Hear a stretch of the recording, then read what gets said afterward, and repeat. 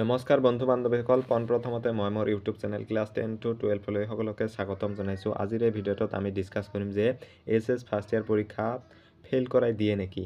সকলোৰে মনত এটাই প্ৰশ্ন যে আমাৰ পৰীক্ষা বেয়া হৈছে, এতিয়া আমাক ফেইল কৰাই দিব নেকি।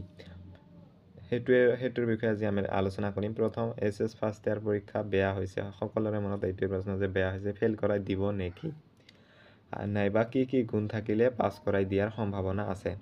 প্ৰথম কথা হ'ল যে এইচএছ ফাৰ্ষ্ট ইয়াৰত কোনেও ফেইল নকৰে, কাৰণ আসাম হায়াৰ ছেকেণ্ডাৰী এডুকেশ্যন কাউন্সিলৰ পৰা কোনো ধৰণৰ তেনেকুৱা ন'টিচ দিয়া নাই যে ফেইল কৰাই দিয়া হ'ব বুলি। এনে 150 মাৰ্ক ধৰি দিয়া আছে যে 150 মাৰ্ক পালে সকলোৱে পাছ কৰে। কিন্তু এইচএছ ফাৰ্ষ্ট ইয়াৰত প্ৰিন্সিপাল, যিখন তোমালোকৰ কলেজত প্ৰিন্সিপাল থাকে, তেওঁৰ ওপৰত নিৰ্ভৰ কৰে তেওঁ পাছ কৰাই দিব নে নিদিব।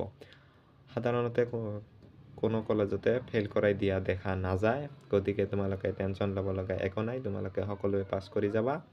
আৰু যদি কোনোবাই পৰীক্ষা দিয়া নাই তেনেহ'লে ফেইল কৰাৰ চান্স আছে।